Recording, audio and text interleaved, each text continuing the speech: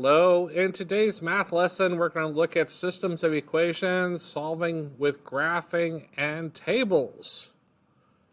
So we're going to go through a quick example. We have solved the system of equation by graphing each equation using tables. So our first example we have has two equations, and when we're solving for two variables at a time, we need to have two equations. So we have x plus y equals 8 and y equals 3x.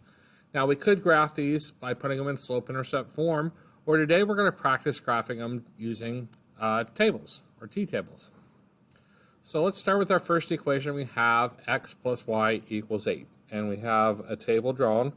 And we can pick a small number around the origin for x and solve for y, or pick a small number for y and solve for x. In this case, let's just start with letting x be 0 and solve for y. If I let x be 0 and solve for y, I'd have 0 plus y equals 8. Super easy equation. That's just y equals 8. So my first ordered pair in my table from the equation is 0, 8.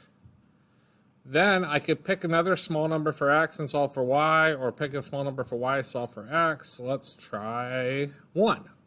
Put 1 in for x. Try to keep the math as simple as we can. Our new equation, when we put 1 in for x, we have 1 plus y equals 8. Subtract 1 from each side to get the y by itself, and we have y is equal to 7. So our second ordered pair on our table is the point 1, 7. And then sometimes we're given a small number, sometimes we have to pick a small number. A good number to pick also would be is if I picked 0 for x and solve for y, that would give you one of the intercepts. If you let y be 0 and solve for x, you can get the other intercept. But let's just continue our pattern with 0, 1, and let's pick 2.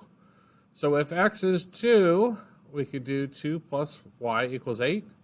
Subtract 2 from each side, and I get y equals 6. So my third ordered pair, 2, 6.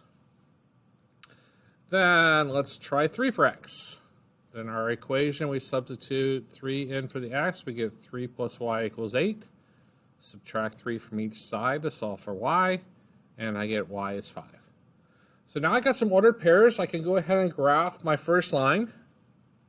So I'm going to go to a coordinate plane, and I want to put on the point 0, 8. Well, the coordinate plane I'm starting with doesn't go to 8. It actually doesn't go to 7, so these 2 points not very helpful.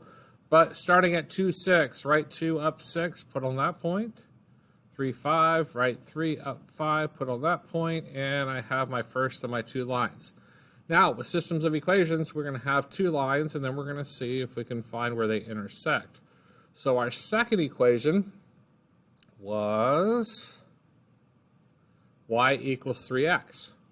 So we can pick some values for x and solve for y. So let's start with 0. We'll do 3 times 0. Got some really easy math on this one. 3 times 0 is 0. So my first ordered pair on my table, 0, 0.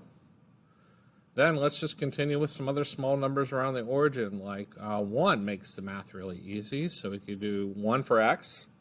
So I have 3 times 1, which is 3. So when x is 1, y is 3.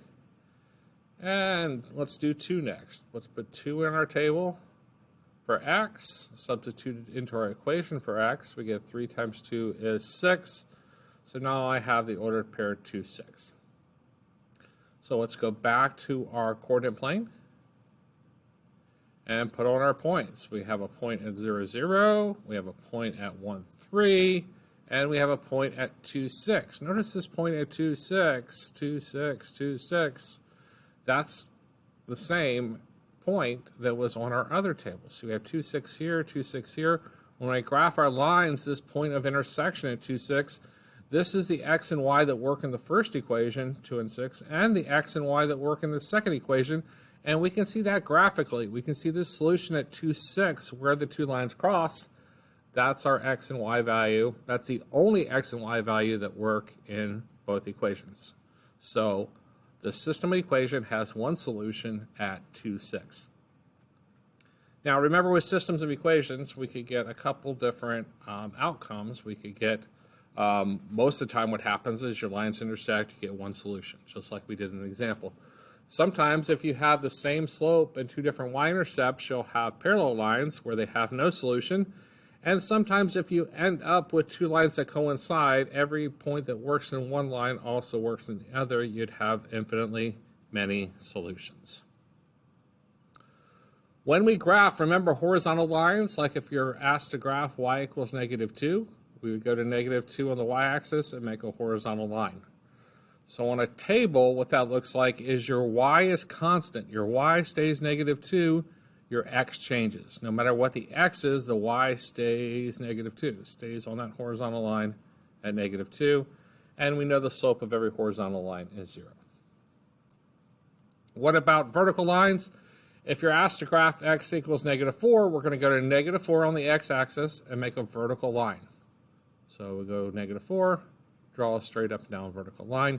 Your table for a vertical line, x would stay -4, y changes. So no matter what the y value is, x stays -4. And I hope that helps you guys using tables to graph your lines and solve systems of equations. Have a great day.